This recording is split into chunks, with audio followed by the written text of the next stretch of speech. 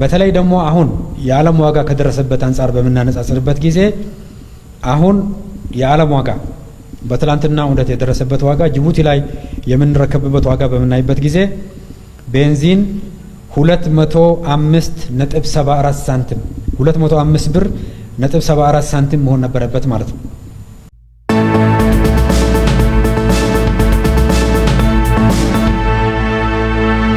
አመሰግናለሁ። በአሁኑ ጊዜ በመካከለኛው ምስራቅ ባለው ጦርነት የተነሳ የነዳጅ አቅርቦት ሰንሰለት ከፍተኛ መስተጓጎል አጋጥሞታል። እንዲሁም የዓለም የነዳጅ ዋጋ በከፍተኛ ደረጃ አድጓል። ለምሳሌ በትላንትናው ዕለት የነዳጅ የድፍድፍ ነዳጅ ዋጋ ከጦርነቱ በፊት 69 የነበረ ሲሆን የአሁኑ ዋጋው 98 ደርሷል። ዶላር የአንድ በርሜል በዶላር ማለት ነው። ቤንዚን የአንድ በርሜል ዋጋ ከጦርነቱ በፊት 75 የነበረ ሲሆን የአሁኑ የትላንትና ዋጋው 139 ዶላር በበርሜል ደርሰዋል ማለት ነው። ነጭ ናፍጣ እንዲሁም ከጦርነቱ በፊት 86 ዶላር የነበረው በአሁኑ ጊዜ ዋጋው 179 ዶላር ደርሰዋል ማለት ነው። ስለዚህ በዓለም አቀፍ ደረጃ የነዳጅ ቀውስ የተፈጠረ ያለበት ሁኔታ ነው ያለው። በሀገራችን ይሄን ሁኔታ በአስተማማኝ ሁኔታ ማኔጅ ለማድረግ የአቅርቦት ሰንሰለት መቋረጥ ባጋጠመው በሆርሙዝ ሰርጥ በኩል ሊያጋጥም የሚችለውን የነዳጅ አቅርቦት ፍሰት ለመቋቋም እንዲቻል በሌሎች አማራጮች በአፋጣኝ የነዳጅ ግዢ በማድረግ በሀገራችን የሚቀርበው የነዳጅ አቅርቦት አስተማማኝነት እንዲረጋገጥ ከፍተኛ ጥረት ያለው ስራ እየተሰራ ይገኛል። ይሄም ስራ ስኬታማ በሆነ መልኩ የተመራ የሚገኝበት ሁኔታ ነው ያለው። ሆኖም ግን መንግስት ከፍተኛ ውጭ ምንዛሪ እየመደበ ከፍተኛ ድጎማም እያደረገ የሚያቀርበው ነዳጅ በህገወጥ ነጋዴዎች እና ተባባሪዎቻቸው አማካኝነት በህብረተሰብ ላይ የዋጋ ጭማሪ ባለው መልኩ መንግስት ከወሰነው ውጪ የተሰራ ያለው ስራ በአፋጣኝ ቁጥጥር ስር ለማዋል የተጀመረው ህጋዊ እርምጃ ተጠናክሮ የሚቀጥል ይሆናል። በቅርቡም ከክልሎች ጋርም ከአንድ ሳምንት በፊት በዚህ ዙሪያ ከሚሰሩ ነዳጅ ኩባንያዎች ጋር ሰፋ ያለ ውይይት አድርገናል። በቀጣይም ከክልሎች ጋር ሰፋ ያለ ውይይት የሚካሄድ ይሆናል። የተጀመረው ህጋዊ እርምጃ ተጠናክሮ የሚቀጥል ነው የሚሆነው። ስለዚህ የህጋዊ እርምጃ እንዲሳካ ሁሉም ማህበረሰብ በከፍተኛ ደረጃ ከመንግስት ጸጥታ አካላት እና የህግ አስከባሪ አካላት ጎን በመሆን ይሄ ስራ ስኬታማ እንዲሆን የበኩላችሁን ትብብር እንድታደርጉ ጥሪያችንን እናቀርባለን። ከዚህ በተጨማሪ ምንም እንኳ የዓለም ዋጋ ጭማሪ የነዳጅ ዋጋ ጭማሪ ከፍተኛ ቢሆንም የኢትዮጵያ መንግስት አሁንም ነዳጅን በከፍተኛ ድጎማ ነው ለህብረተሰቡ እያቀረበ ያለው። የነዳጅ ዋጋ ላይ በትላንትናው ዕለት መጠነኛ ማሻሻያ አድርገናል። በትላንትናው ዕለት የቤንዚን የመሸጫ ዋጋ 132.18 ሳንቲም በሊትር እንዲሆን ተደርገዋል። የነጭ ናፍጣ ደግሞ 139.84 እንዲሆን ተደርገዋል። ይሄ መጠነኛ የዋጋ ማሻሻያ ነው የተደረገው። እንዲሁም ለመጀመሪያ ጊዜ የቀጥታ ተጠቃሚ የናፍጣ ቀጥታ ተጠቃሚ የሚባሉት አካላት የፕሮጀክቶች እና የኩባንያዎች የማዕድንም ሊሆን ይችላል፣ የፋብሪካዎችም ሊሆን ይችላል፣ ሌሎች በልዩ መልኩ ነዳጅ የሚቀርብላቸው የናፍጣ የሚቀርብላቸው የቀጥታ ተጠቃሚዎች የአንድ ሊትር ዋጋ 185 ብር እንዲሆን ተደርጓል። ይህንን የዋጋ ጭማሪ ከጦርነቱ በፊት ከነበረው የዓለም አቀፍ ዋጋ አንጻር በምናነጻጽርበት ጊዜ ለምሳሌ ቤንዚን የቀድሞ ዋጋው 129.12 የነበረው ከጦርነቱ በፊት በነበረው የዓለም አቀፍ ዋጋ ወደ ህብረተሰቡ ብናስተላልፍ ኖሮ ጅቡቲ ላይ የምንረከብበት ማለት ነው 157.89 ብር መሆን ይገባው ነበር። ነጭ ናፍጣ ደግሞ 129.12 ብር ነው ስንሸጥ የነበረው። ይሄም መሆን የነበረበት 182.80 ነው። ይሄም ያሳየው ከጦርነቱ በፊትም ቢሆን ቤንዚን 28 ብር 28.77 ብር እንዲሁም ነጭ ናፍጣ 53.68 ብር እየደጎምን የነበረ መሆኑ ያሳያል ማለት ነው። ይሄም በጣም ከፍተኛ ድጎማ ነው። በትላንትናው ዕለት የተደረገው ጭማሪ በጣም ዝቅተኛ ጭማሪ ተደርጎ የሚታይ ነው። መንግስት በዚህ ከፍተኛ የውጭ ምንዛሪ ድጎማ እያቀረበ ያለው ምርት በትክክለኛው የግብይት ሰንሰለት ተከትሎ መንግስት ባስቀመጠው የገበያ ዋጋ እየተሸጠ እንዳልሆነና ህብረተሰቡን ለከፍተኛ እንግልት የተዳረገ መሆኑን መንግስት በቅርቡ ባደረገው ሰፊ ጥናት ማረጋገጥ ተችሏል። ስለዚህ በከፍተኛ ውጭ ምንዛሪ የሚገዛው ይሄ ምርት እንዲሁም በከፍተኛ የበጀት ድጎማ ለህብረተሰቡ መቅረብ ከነበረበት ዋጋ በላይ በተለያዩ የሀገሪቱ አካባቢዎች አዲስ አበባን ጨምሮ ከተቀመጠለት የመንግስት ዋጋ በላይ እየተሸጠ እንደሆነ ተደርሶበታል። ይሄንን ሁኔታ በአስቸኳይ በቁጥጥር ስር ለማዋል መንግስት የአቅርቦት አስተማማኝነቱን ከማጠናከር ጎን ለጎን ህጋዊ እርምጃ መውሰድ ጀምረዋል። በዚህ ህገወጥ የግብይት ሰንሰለት ላይ የተሳተፉ አካላት የመንግስት ተቋማትንም ጨምሮ እና በዚህ ላይ ተሳትፎ ያላቸው አካላትን ወደ ህግ ቁጥጥር ስር የማዋል ስራ ተጀምሯል።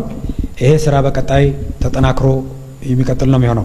በተለይ ደግሞ አሁን የዓለም ዋጋ ከደረሰበት አንጻር በምናነጻጽርበት ጊዜ አሁን የዓለም ዋጋ በትላንትና ዕለት የደረሰበት ዋጋ ጅቡቲ ላይ የምንረከብበት ዋጋ በምናይበት ጊዜ ቤንዚን 205.74 ሳንቲም 205 ብር ነጥብ 74 ሳንቲም መሆን ነበረበት ማለት ነው።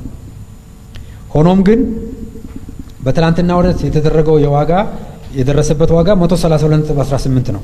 ይሄ የሚያሳየው አሁን ባለው ዓለም አቀፍ ዋጋ በምናይበት ጊዜ አሁንም ቤንዚንን መንግስት 73 ብር ከ56 ሳንቲም በሊትር እየደጎመ የሚገኝ መሆኑ ያሳያል። እንዲሁም ነጭ ናፍጣን በምንወስድበት ጊዜ ነጭ ናፍጣ አሁን ዓለም አቀፍ ዋጋ የደረሰበት ጅቡቲ የምንረከበት ዋጋ ማለት ነው በሊትር 238 ብር ከ13 ሳንቲም ደርሷል። ይሄ ትላንትና ዕለት የተወሰነው ውሳኔ 139.84 ብር ሲሆን ይሄ ልዩነቱን በምናይበት ጊዜ ነጭ ናፍጣ ከዓለም አቀፍ ዋጋ አንጻር ጅቡቲ ላይ በምንረክበት ዋጋ በሚነጻጸርበት ጊዜ በአንድ ሊትር ብቻ 98 ብር ከ29 ሳንቲም እየደጎመን እንገኛለን ማለት ነው። ስለዚህ የኢትዮጵያ መንግስት በከፍተኛ ኃላፊነት የዓለም አቀፍ ነዳጅ ዋጋም በከፍተኛ ደረጃ አስፈሪ በሆነ መልኩ እየጨመረ ባለበትም ጊዜም ቢሆን በከፍተኛ ድጎማ አሁንም እየቀረበ መሆኑን ህብረተሰቡ ተረድቶ ይሄ በከፍተኛ ውጭ ምንዛሪና የመንግስት ድጎማ እየቀረበው ያለው ሀብት በአግባቡ ጥቅም ላይ እንዲውል በተቀመጠለት የግብይት ሰንሰለት ብቻና መንግስት ባስቀመጠው ዋጋ ብቻ እንዲሸጥ ሁሉም ተዋናዮች፣ የነዳጅ ኩባንያዎች፣ ማደያዎች፣ የመንግስት ተቆጣጣሪ አካላት እንዲሁም በየደረጃ ያሉ ማንኛውም መንግስታዊ ተቋማት፣ የንግድ ድርጅቶችና መላው ህብረተሰቡ ይሄ ጉዳይ ወደ ትክክለኛው መስመር እንዲገባ ከፍተኛ ኃላፊነት እንድትወጡ ለማሳሰብ እፈልጋለሁ። የኢትዮጵያ መንግስት በዓለም አቀፍ ደረጃ የተፈጠረውን የነዳጅ አቅርቦት እና ዋጋ ቀውስ ተከትሎ ሊመጣ የሚችለውን ጫና ለመቋቋም የሚያስችለውን ማንኛውን አማራጭ በመውሰድ በተወሰነ ደረጃ ከዲፖዎቻችንም ለህብረተሰቡ በማቅረብ እንዲሁም ተጨማሪ አጣዳፊ ግዢዎችንም ጭምር በማድረግ አስተማማኝ አቅርቦት እንዲቀጥል እያደረገ ይገኛል። ይሄ ስራ ተጠናክሮ የሚቀጥል ነው የሚሆነው።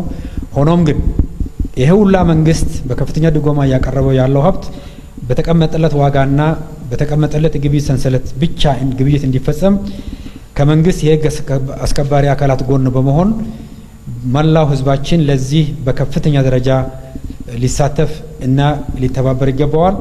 መንግስት የጀመረው በህግ የማስከበሩን ስራ ተጠያቂ የሆኑ አካላትን ወደ ህግ ቁጥጥር ስር ለማዋል የተጀመረው ስራ ተጠናክሮ የሚቀጥል መሆኑን ለመግለጽ እወዳለሁ። ከዚህ በተጨማሪ እንግዲህ በአሁኑ ጊዜ በመካከለኛው ምስራቅ ያለው ጦርነት መቼ እንደሚያቆም እና የተፈጠረው የነዳጅ ምርት ላይ የደረሰው ውድመት እንዲሁም የአቅርቦት ሰንሰለት ላይ የተፈጠረው ችግር እስከ መቼ እንደሚዘልቅ መገመት ስለማይቻል መንግስት ሁኔታዎችን በቅርበት የተከታተለ የሀገራችን የነዳጅ አቅርቦት አስተማማኝ በሆነ መልኩ እንዲቀርብ የሚያደርገውን ጥረት አሁንም አጠናክሮ የሚቀጥል ነው የሚሆነው። ከዚህ ጎን ለጎን ህብረተሰቡ መላው ነዳጅ ተጠቃሚዎች በከፍተኛ ቁጠባና ኃላፊነት ነዳጅን መጠቀም መጀመር ይኖርብናል። ስለዚህ ሁሉም የነዳጅ ተጠቃሚ አካላት እና መላው ማህበረሰቡ እና የንግዱ ማህበረሰብ፣ የመንግስታዊ ተቋማት፣ መንግስታዊ ያልሆኑ ድርጅቶችና ሁሉም ነዳጅ ተጠቃሚ አካላት በሙሉ ነዳጅን በከፍተኛ ቁጠባ መጠቀም እንዳለባችሁ ማሳሰብ እንፈልጋለን። በቅርቡ በተጠና ሁኔታ ተጨማሪ የቁጠባ እርምጃዎች በቀጣይ ለህብረተሰቡ የሚገለጹ ይሆናል። እስከዛ ድረስ ግን አቅርቦት አስተማማኝ እንዲሆን እያደረግን ነው የምንገኘው። የግብይት ሰንሰለቱም በተቀመጠለት ዋጋና የግብይት ሰንሰለት ብቻ እንዲከናወን የህግ የማስከበር ስራው እና በዚህ ዙሪያ ላይ ችግር የፈጠሩ አካላት፣ በሌብነት ዙሪያ ላይ የተሰማሩ አካላት ለመቆጣጠር የሚደረገው ጥረት አጠናክረን የምንቀጥል ነው የሚሆነው። ከዚህ ጎን ለጎን ከፍተኛ የሆነ የቁጠባ ስራ ውስጥ መግባት ይኖርብናል። ስለዚህ መላው የነዳጅ ተጠቃሚዎች እና ማህበረሰባችን ነዳጅን በከፍተኛ ጥንቃቄና ቁጠባ እንድንጠቀም ማሳሰብ እፈልጋለሁ። በትላንትናው ዕለት የተደረገችው የዋጋ ጭማሪ እጅግ በጣም ዝቅተኛ ዋጋ ጭማሪና በቤንዚንም በናፍጣም አሁንም መንግስት ከፍተኛ ድጎማ እያደረገ መሆኑ እንዲታወቅ፣ አጠቃላይ ደግሞ በመካከለኛው ምስራቅ ከተፈጠረው ጦርነት አንጻር የአቅርቦት ሰንሰለት መቋረጥና የዋጋ እድገቱን ለማቋቋም የሚያስችል በአፋጣኝ ጊዜዎችንም አቅርቦቱን ለማጠናከር የተሰራ ነው የሚገኘው። ስለዚህ በአጠቃላይ መላው ህዝባችን የህግ ማስከበር ስራውን በከፍተኛ ደረጃ እንዲያግዝ እንዲሁም ቁጠባ በከፍተኛ ደረጃ መጠቀም እንዳለብን ለማሳሰብ እወዳለሁ። በቀጣይ ተጨማሪ ዝርዝር የቁጠባ የምናደርግባቸው ውሳኔዎች በመንግስት ሲወሰኑ ይፋ የምናደርግ ይሆናል። አመሰግናለሁ።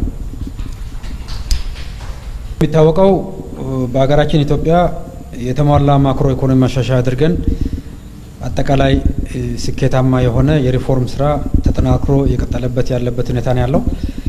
በተለይ የተሟላ ማክሮ ኢኮኖሚ ማሻሻያችን ፈጣን እድገትን በማረጋገጥ አጠቃላይ በዋና ዋና የኢኮኖሚ አመልካቾች የኢንፍሌሽንን በመቀነስ ኤክስፖርትን በከፍተኛ ደረጃ በማሳደግ አጠቃላይ የባንኮች ዘርፍ ጤናማነትና እድገትን የበለጠ ተጠናክሮ እንዲቀጥል በማድረግ በኢኮኖሚ ውስጥ ያለው ምርታማነት በማሳደግ ረገድ እጅግ በጣም ታሪካዊና ከፍተኛ ውጤት እያስመዘገበ ያለ የኢኮኖሚ ሪፎርም ስኬታማ በሆነ መልኩ እያካሄደ የምንገኝበት መሆኑ ይታወቃል።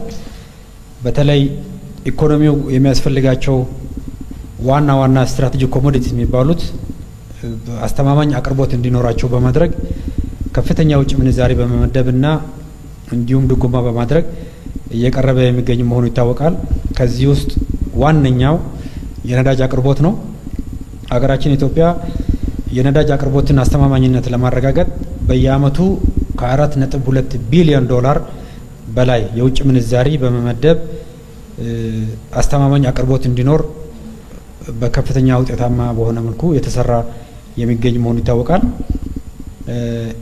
የተሟላ ማክሮ ኢኮኖሚ ማሻሻያ ካደረግን በኋላ ደግሞ በመቶ ቢሊዮኖች የሚቆጠር ድጎማ በነዳጅ ላይ በማድረግ ምንም እንኳን የምንዛሪ ለውጡ ተከትሎ የዓለም ነዳጅ ዋጋ ጋር ተገናኝቶ ዋጋው ደረጃ በደረጃ ወደ ማህበረሰብ መተላለፍ ያለበት ቢሆንም ወቅታዊ ጫና ከኢንፍሌሽን ጋር ተያያዥ ጫናዎች እንዳያመጣ በማሰብ በከፍተኛ ጥንቃቄ እየደጎምን ከምንገኛቸው ቁልፍ ምርት ነዳጅ ነው ዋነኛው ማለት ይቻላል። ስለዚህ ነዳጅ ከፍተኛ ውጭ ምንዛሪ አቅርቦት ብቻም ሳይሆን በከፍተኛ የመንግስት በጀት ድጎማም ጭምር አስተማማኝ በሆነ መልኩ አቅርቦቱ የተጠናከረ ያለበት ሁኔታ መሆኑ ይታወቃል። ሆኖም ግን